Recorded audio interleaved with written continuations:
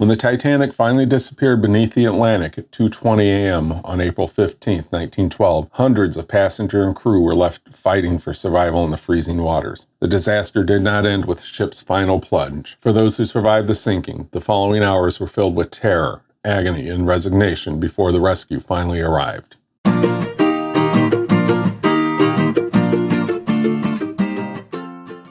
Welcome to another episode of Jay's LEGO Adventures. I'm Jay. In today's episode, we'll continue building the bow section of set 10294, the RMS Titanic, with bags 9 and half of bag 10. Why are we only doing half of bag 10, you ask? Well, stick around to the end of the episode and you'll find out. But first, let me tell you about the horrific night that the survivors spent waiting for rescue. As the Titanic broke apart and descended to the seabed, it released an enormous amount of debris. Timber beams, wooden furniture, doors, panels, and core insulation were blown to the surface. While some fragments provided temporary flotation, others struck and injured swimmers. Survivors later described the sea as a deadly obstacle course of wreckage and struggling humanity. The water temperature was a lethal 28 degrees Fahrenheit. The sudden immersion caused a devastating cold shock, leading to death within minutes from cardiac arrest or uncontrollable breathing of water. The survivors in the lifeboats were horrified by the screams of those in the water, which Lawrence Beasley later described as a chorus of human fear, despair, agony, fierce resentment, and blind anger. These cries, a paralyzing shock to the lifeboat occupants, filled the air for about 20 minutes before gradually subsiding into a terrifying silence. Among the few who survived the initial plunge were Colonel Archibald Gracie, Jack Thayer, and Second Officer Lightoller. They made it to the capsized collapsible Boat B, which was an overturned hull kept afloat by an air pocket. Around 35 men clung precariously to the hull, rescuing others they could. Lightoller and the other survivors on the boat had to ignore the pleas of dozens of swimmers for fear of being swamped. Gracie later admired the bravery of those in the water, recalling one man's courageous farewell. "All right, boys, good luck. God bless you." Another vessel, collapsible Boat A, was upright but partly flooded, forcing its occupants to sit for hours in a foot of freezing water. Many died of hypothermia during the night. This is bag 9.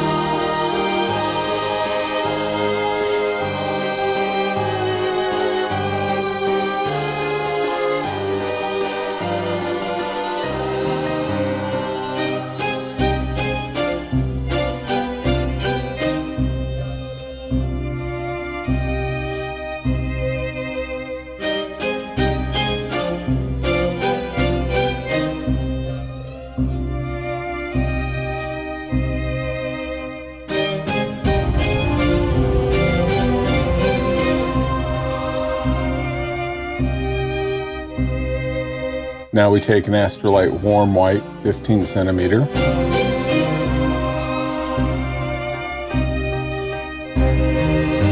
Using a 2x2 trans round plate.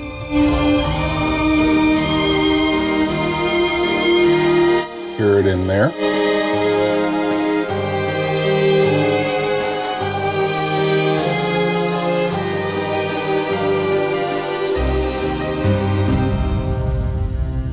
"18 other lifeboats floated nearby. Most had significant room left, yet almost none attempted to return for survivors. Fear dominated their decision. Passengers and crew alike were worried that desperate swimmers would swamp and capsize their boats. Boat number 4, commanded by 4th Officer Joseph Boxhall, was the closest to the sinking ship. It had already taken on several swimmers before the Titanic disappeared. Afterward, it rescued 7 more, though 2 died later. Collapsible D also saved 1 man who swam aboard immediately after it launched, but such rescues were rare exceptions. Other boats drifted farther away, their occupants arguing over whether to risk returning. Quartermaster Robert Hitchens, commanding boat number 6, bluntly dismissed the idea, telling the women on board that there was no point since only a lot of stiffs remained. For about 20 minutes, the cries from the water filled the night before fading into silence as the swimmers died. Only 1 lifeboat eventually attempted a rescue mission. 5th Officer Harold Lowe, in charge of boat number 14, waited until the voices had thinned out, then acted. He gathered 5 lifeboats together, transferring passengers so he could take a mostly empty boat back to the wreck site. With 7 crewmen and 1 male passenger, Lowe rowed back about 45 minutes after the Titanic sank. By then, almost all the swimmers were dead. He described a sea filled with life belts and bodies, limbs stiffened with the cold. Only 4 men were pulled from the water, one of whom died shortly afterward. Lady Duff Gordon remembered the last human voice, a man crying out monotonously, my God, before it too faded into silence. Survivors later said that the eerie stillness that followed was worse than the cries themselves. For those in the lifeboats, survival through the night brought new challenges. Many boats leaked and took on water. Few carried provisions. Food, drinkable water, and lights were scarce. The air was bitterly cold, and the wind and waves rose as dawn approached. Conditions were worst on collapsible boat B, still upside down. Survivors perched on the slippery bottom, balanced precariously against the waves. Some exhausted, slipped off and drowned. Others managed to hold on, though Gracie later described their position as one of utter helplessness. This is Bag 9, Part 2.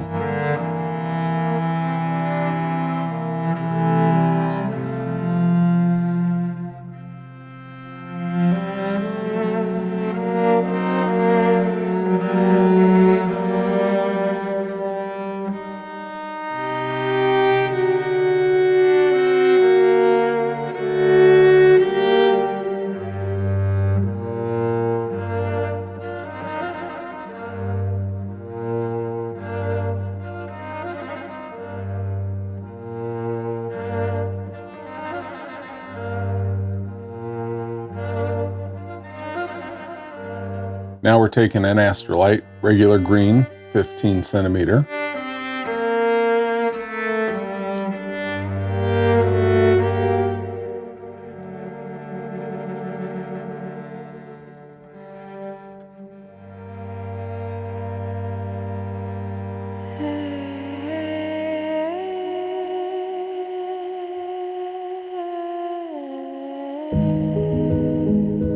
We take an Astrolite regular, red 15 centimeter.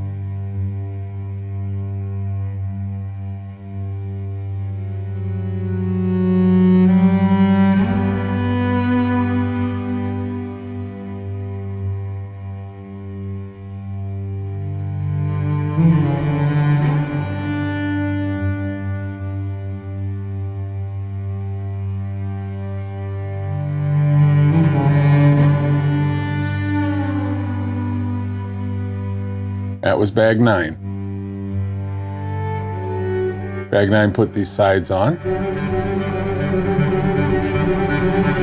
built the bridge, running light.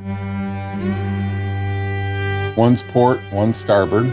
I can't remember which is which, red or green. Which one's port, which one's starboard. If any of you know, you can let me know in the comment sections below.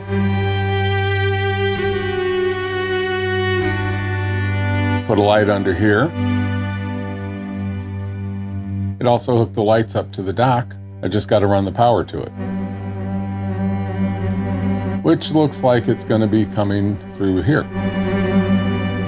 Bag 10 is next. And 10 looks like we're going to be building the deck.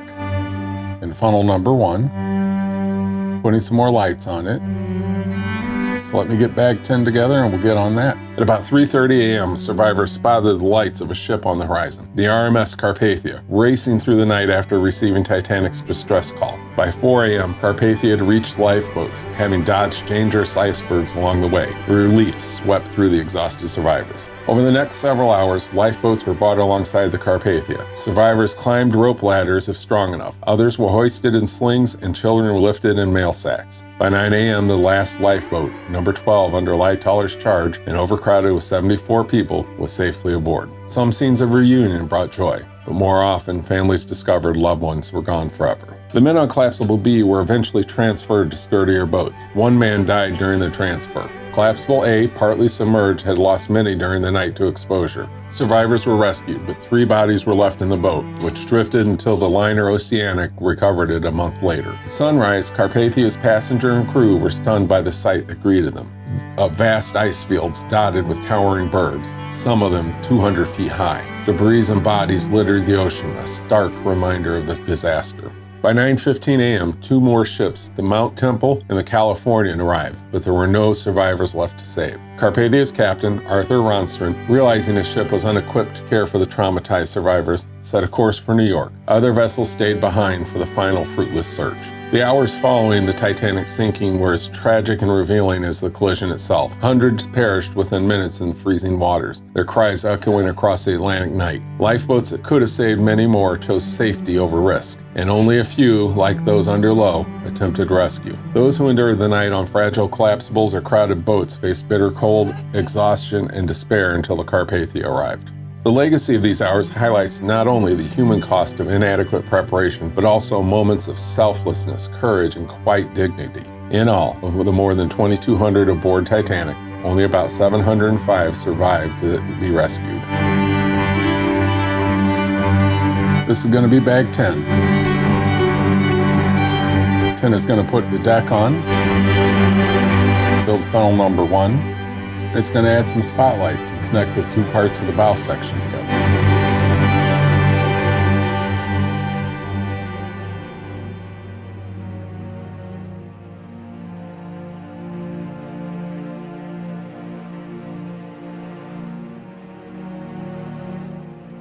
Now we're going to make 2 spotlights.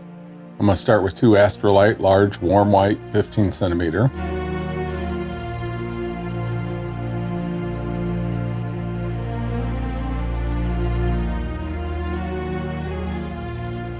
Then we're going to take 2 1x1 round plates with the holes on top and put the lights through them.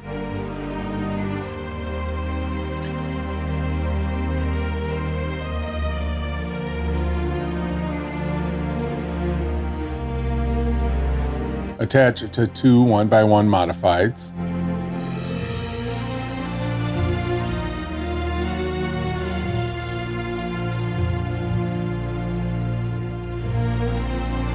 Attach that to a 1x1 with a clip on top.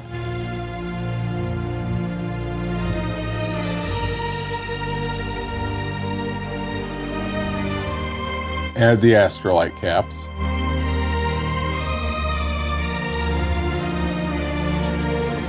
Attach each one to a 1x3 jumper plate.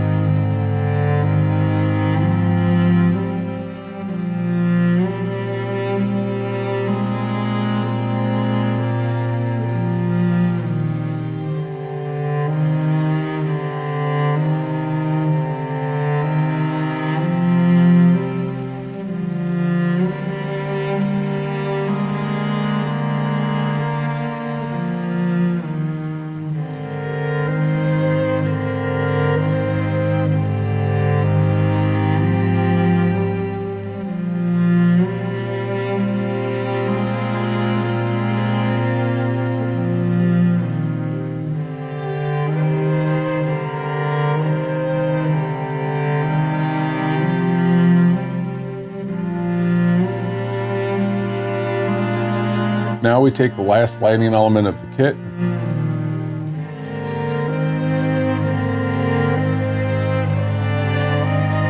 we take a 30-centimeter belt,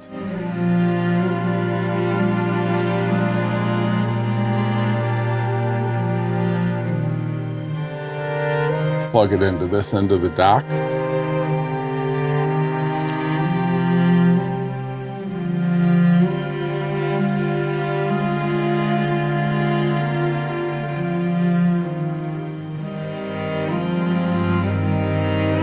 Well, now that we've got that together, let's test it out before we connect the front half.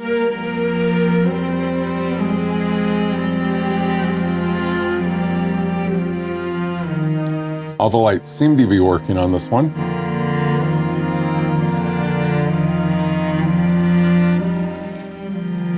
Now it's time to bring in the front end. Yeah, that's not going to give that much room.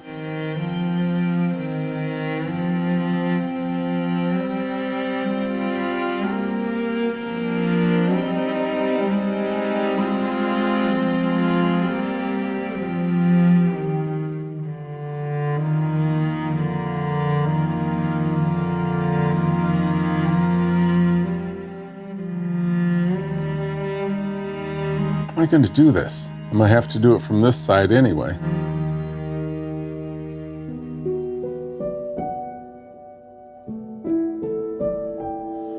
Okay, that's just almost impossible without taking all this apart.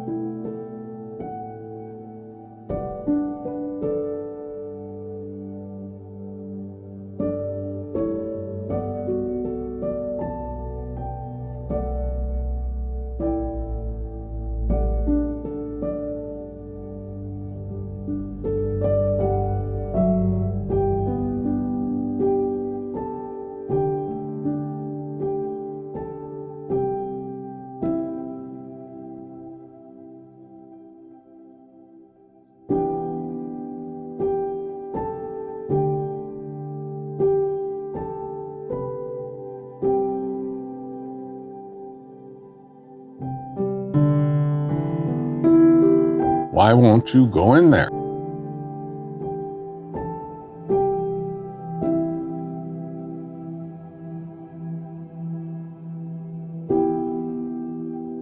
Great.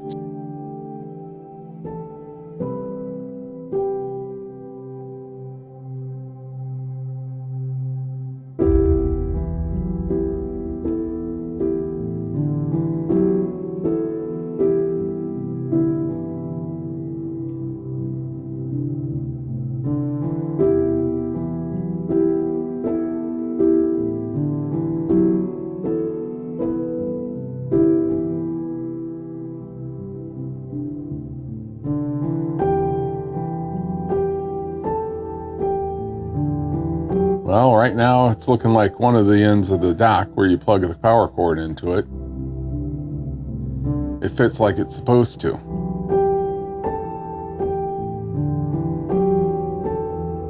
The other end, it won't go all the way in. So I'm going to have to contact Light My Bricks, see if they can send me a replacement part or buy a new one if I have to.